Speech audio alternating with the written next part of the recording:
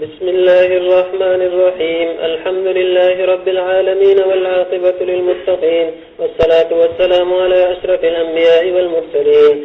أما بعد، فبالسند المتصل منا إلى الإمام الحافظ الحجة أمير المؤمنين في الحديث ورأس المحدثين في القديم والحديث، أبي عبد الله محمد بن إسماعيل بن إبراهيم بن المغيرة بن بردزبة بن بززبة الجعفي البخاري رحمه الله تعالى رحمة واسعة، ونفعنا بعلومه آمين. قال: بسم الله الرحمن الرحيم. كتاب الغسل، وقول الله تعالى: وإن كنتم جنبا فاطهروا، إلى قوله لعلكم تشكرون، وقوله يا أيها الذين آمنوا، إلى قوله عفوا غفورا. باب الوضوء قبل الغسل. وبه قال: حدثنا عبد الله بن يوسف قال: أخبرنا مالك عن هشام عن أبيه عن عائشة زوج النبي صلى الله عليه وسلم أن النبي صلى الله عليه وسلم كان إذا اغتسل من الجنابة بدأ فغسل يديه ثم يتوضأ كما يتوضأ للصلاة، ثم يدخل أصابعه في الماء فيخلل بها أصول الشعر، ثم يصب على رأسه 3 غرف بيده، ثم يفيد الماء على جلده كله. وبه قال: حدثنا محمد بن يوسف قال: حدثنا سفيان عن الأعمش عن سالم بن أبي الجعد عن كريب عن ابن عباس رضي الله تعالى عنهما وعنهم عن ميمونة رضي الله تعالى عنها زوج النبي صلى الله عليه وسلم قالت: توضأ رسول الله صلى الله عليه وسلم وضوءه للصلاة غير رجليه، وغسل فرجه وما أصابه من الأذى، ثم أفاض عليه الماء، ثم نحى رجليه فغسلهما. هذه غسله من الجنابة. باب غسل الرجل مع امرأته. وبه قال: حدثنا آدم بن أبي إياس قال: حدثنا ابن أبي ذئب عن الزهري عن عروة عن عائشة رضي الله تعالى عنها وعنهم قالت: كنت أغتسل أنا والنبي صلى الله عليه وسلم من إناء واحد من قدح يقال له الفرق. باب الغسل بالساء ونحوه.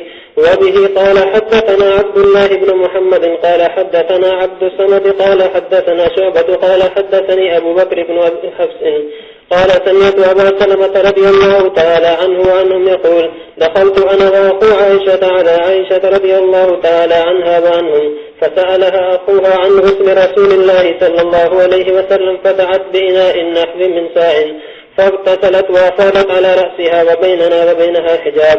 قال أبو عبد الله: وقال يزيد بن هارون وبهز والجدي عن شعبة قدر ساع. وبه قال: حدثنا عبد الله بن محمد قال: حدثنا يحيى بن آدم قال: حدثنا زهير عن أبي إسحاق قال: حدثنا أبو جعفر أنه كان عند جابر بن عبد الله رضي الله تعالى عنه وعنهم هو وأبوه وعنده قوم، فسألوه عن الغسل فقال: يكفيك ساع. فقال رجل: ما يكفيني؟ فقال جابر: كان يكفي من هو أوفى منك شعرا وخيرا منك، ثم أمنا في ثوب. وبه قال: حدثنا أبو نعيم قال: حدثنا ابن عيينة عن عمرو عن جابر بن زيد عن ابن عباس رضي الله تعالى عنهما وعنهم أن النبي صلى الله عليه وسلم وميمونة كانا يغتسلان من إناء واحد. قال أبو عبد الله: كان ابن عيينة يقول وفيرا عن ابن عباس عن ميمونة رضي الله تعالى عنها، والصحيح ما روى أبو نعيم. باب من أفاض على رأسه 3. وبه قال: حدثنا أبو نعيم قال: حدثنا زهير عن أبي إسحاق قال: حدثني سليمان بن سرد قال: حدثني جبير بن مطعم رضي الله تعالى عنه وعنهم قال: قال رسول الله صلى الله عليه وسلم: أما أنا فأفيد على رأسي 3، وأشار بيديه كلتيهما.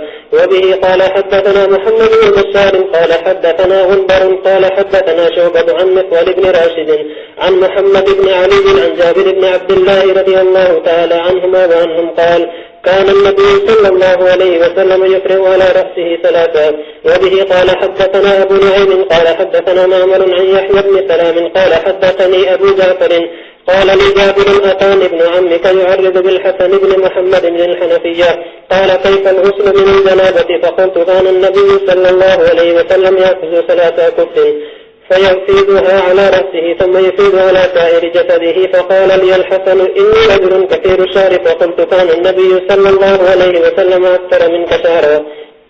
باب الغسل مرة واحدة.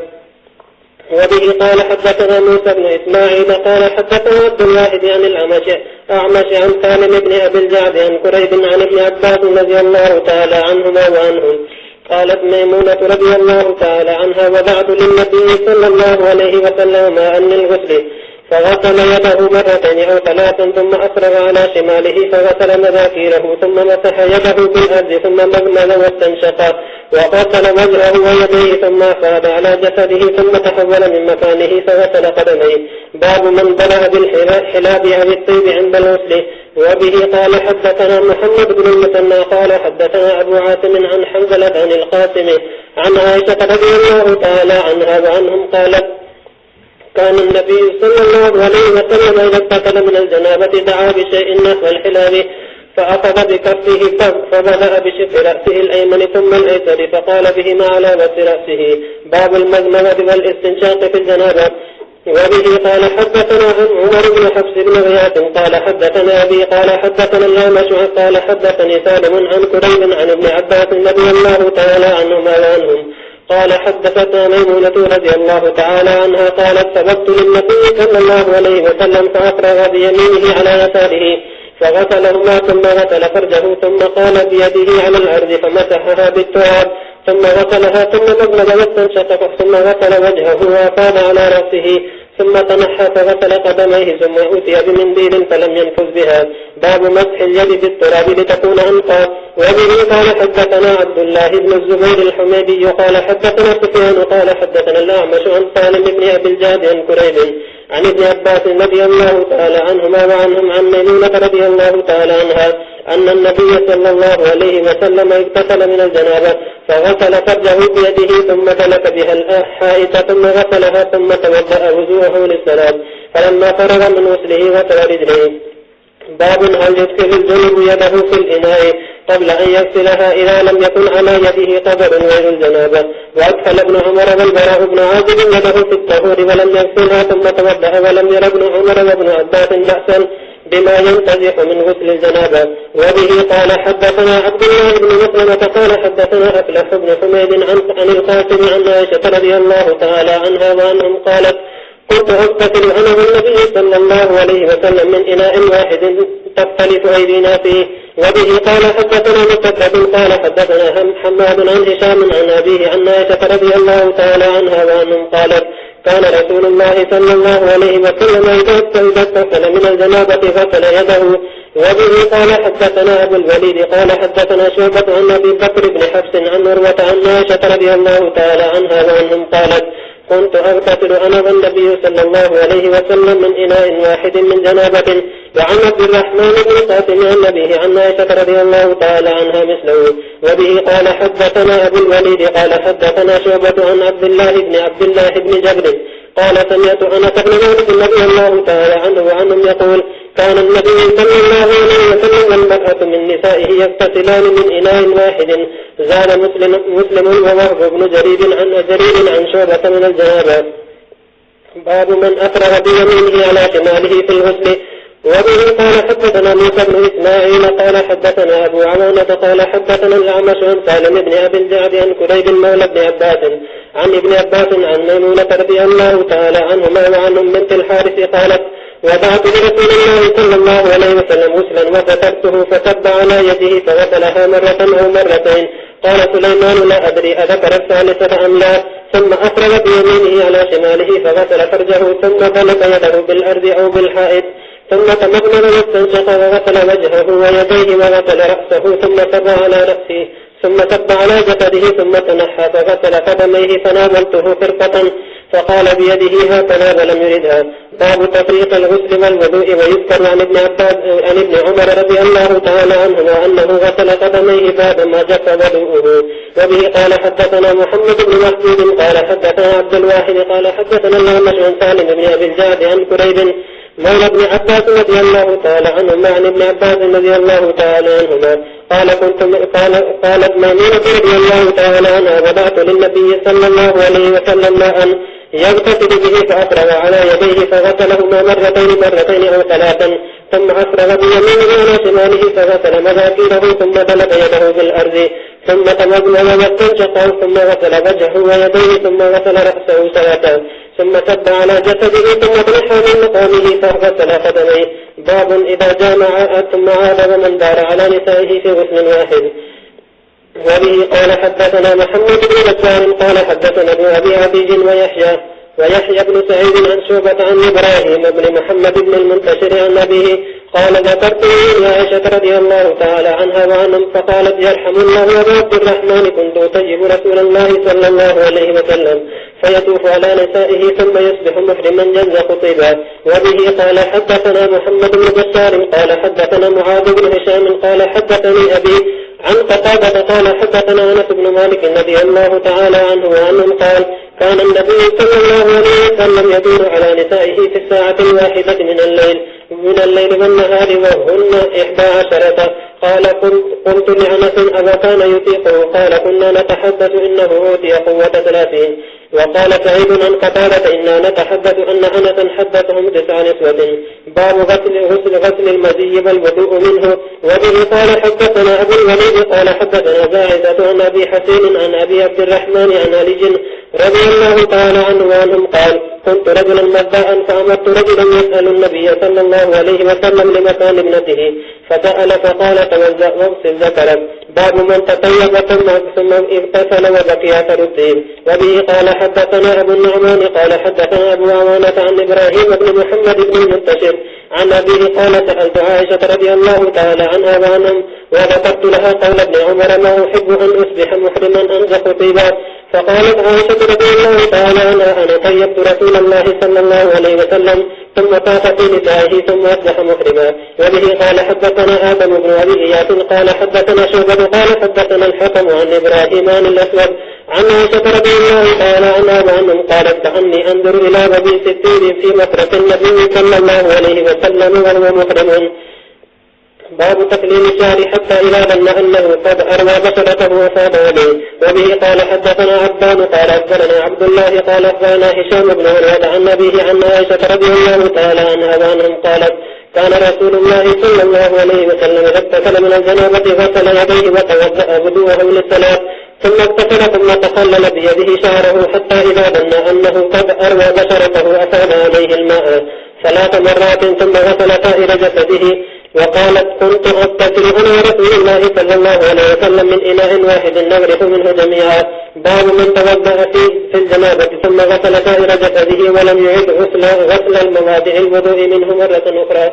وبه قال حدثنا يوسف بن عيسى قال أخبرنا فضل بن موسى قال أخبرنا الأعمش عن سالم عن كريب مولى ابن عباس عن ابن عباس عن ميمونة رضي الله تعالى عنها وعنهم قالت وضع رسول الله صلى الله عليه وسلم وضوء الجنابة فأطفأ بيمينه على يساره 2 أو 3 ثم غسل فرجه ثم ضرب يده بالأرض أو الحائط 2 أو 3 ثم تمضمض واستنشق وغسل وجهه وذراعيه ثم أفاض على رأسه الماء ثم قال ثم غسل جسده ثم تنحى فغسل رجليه. قالت فأتيته بفرقة فلم يردها فجعل ينفذ بيده.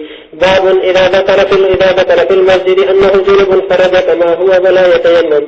وبه قال حدثنا عبد الله بن محمد قال حدثنا عثمان بن عمر قال أخبرنا يونس عن الزهري عن أبي سلمة عن أبي هريرة رضي الله تعالى عنه وعنهم قال أقيمت الصلاة وعدلت الصفوف قياما فخرج إلينا رسول الله صلى الله عليه وسلم فلما قام في مصلاه ذكر أنه جنب فقال لنا مكانكم ثم رجع فاغتسل ثم خرج إلينا ورأسه يكثر فكبر فصلينا معه. تابعه عبد الأعلى عن مامر عن الزهري ورواه الأوزاعي عن الزهري. باب نقل اليدين من غسل الجنابة.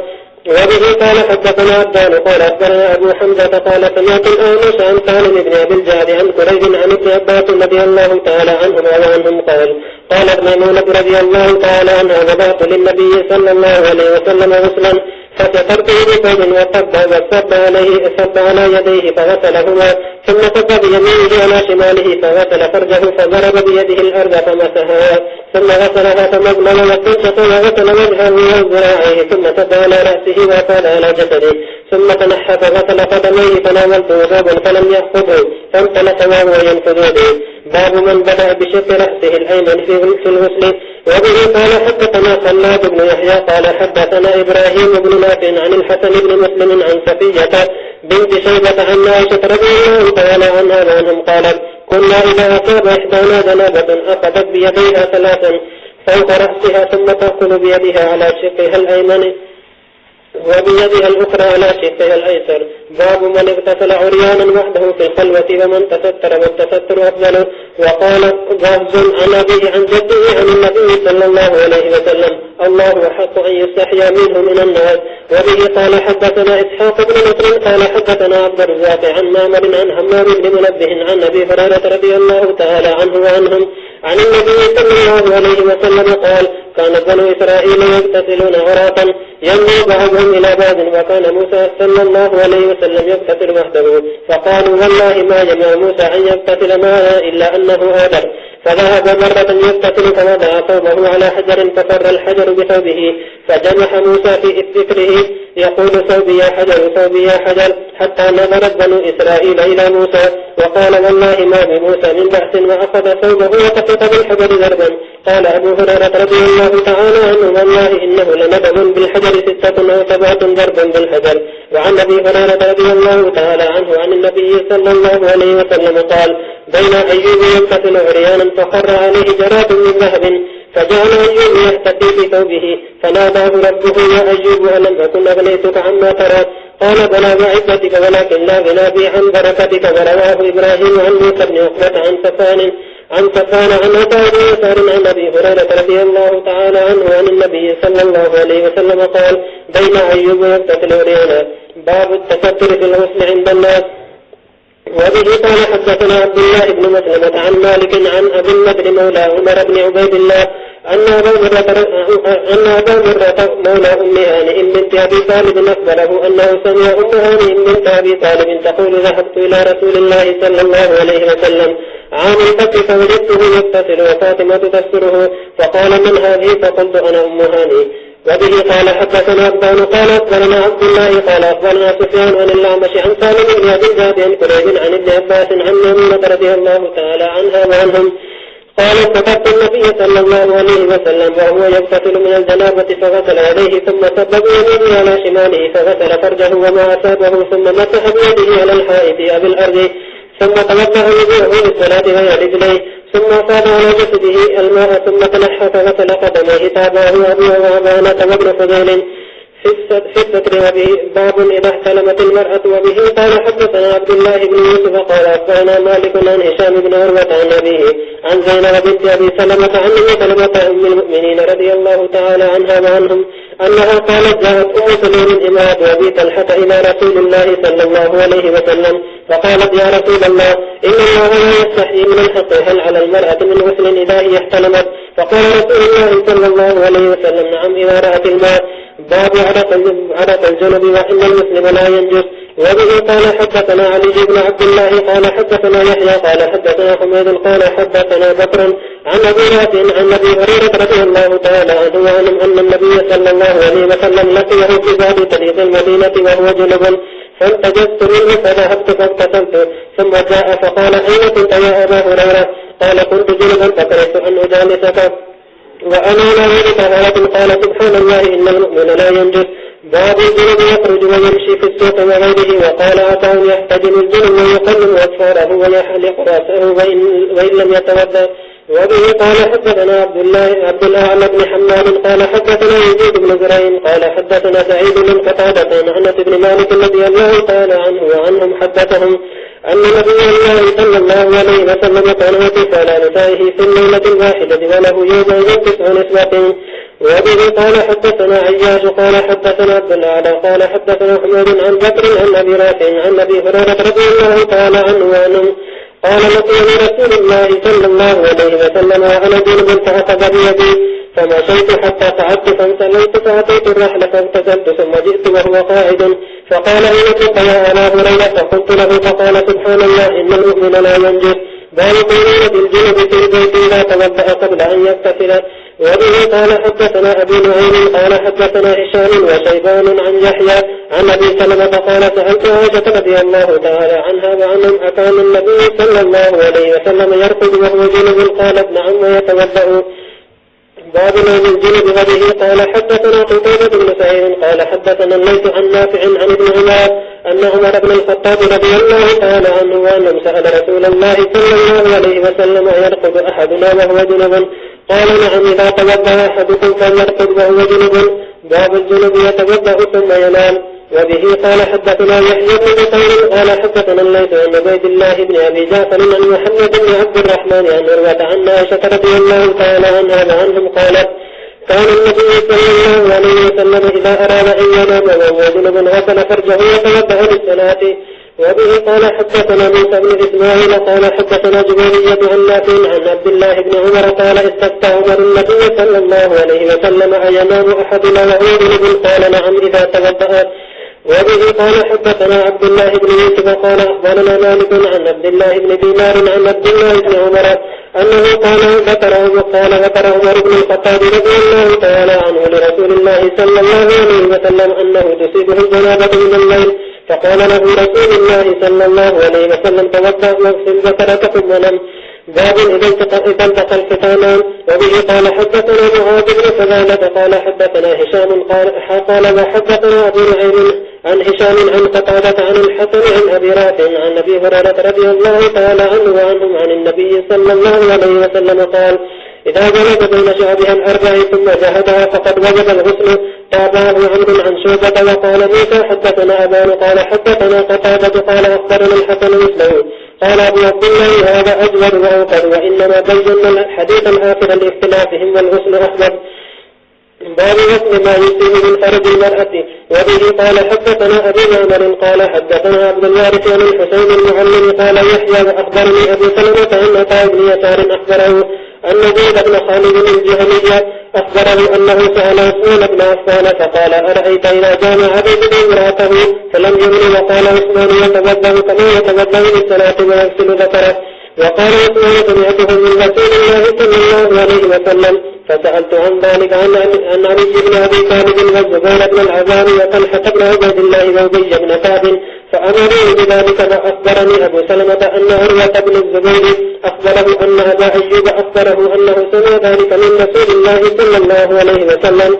وبه قال حدثنا مسدد قال حدثنا يحيى عن هشام بن عروة قال أخبرني أبي قال أخبرني أبي أيوب قال أخبرني أبي بن كعب أنه قال يا رسول الله إذا جامع الرجل المرأة فلم يجد قال يغسل ما مس المرأة منه ثم يتوضأ ويصلي. قال أبو عبد الله الغسل أحمد وذلك الآخر إنما بيناه لاختلافهم والماء أنت. بسم الله الرحمن الرحيم. كتاب الحيض. وقول الله تعالى ويسألونك عن المحيض قل هو أذى فاعتزلوا النساء في المحيض ولا تقربوهن حتى يطهرن فإذا تطهرن فأتوهن من حيث أمركم الله إن الله يحب التوابين ويحب المتطهرين. باب كيف كان بدء الحيض. وقول النبي صلى الله عليه وسلم هذا شيء كتب الله على بنات آدم. وقال بعضهم كان أول ما أنزل الحيض على بني إسرائيل. قال أبو عبد الله وحديث النبي صلى الله عليه وسلم أكثر.